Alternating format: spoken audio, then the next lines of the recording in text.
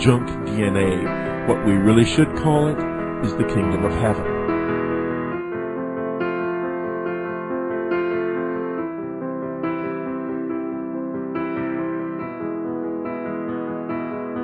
Now we know, our own researchers have validated that what we've always believed was a fixed code of DNA is not fixed.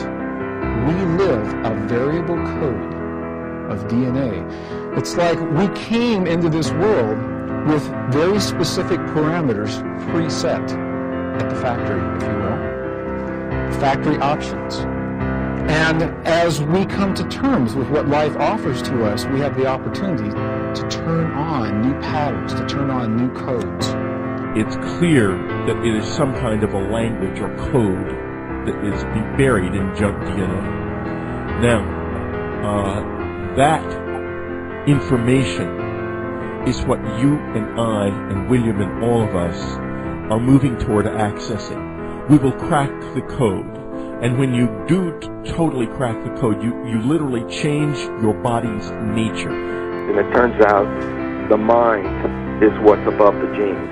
And it's the mind that controls the genes. And when people in the world can own this, not as, well, that's a neat idea, but as a fact, then it says, well, if you want to change your life and you want to express different characters or traits, then it's incumbent upon you to know that your mind is involved with actually creating that ability, that behavior, that genetic expression that allows you to control what you want in your life. So we go from victim to master in this new biology.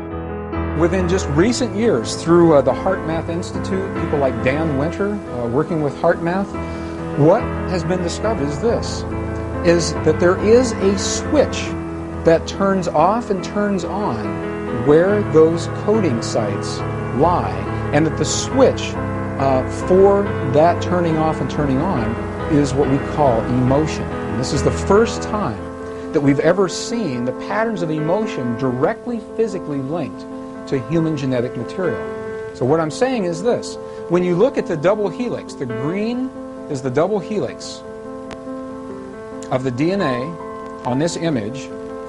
What Dan Winter says is the long wave of emotion programs this shorter wave of DNA. So emotion, the long wave, the long red wave of emotion, wherever this wave of emotion touches, where it crosses this double helix, is what determines where the site is that code will either be turned off or turned on. If we're going to have an antenna at this site, it will only be turned on if the wave of emotion crosses this, this double helix.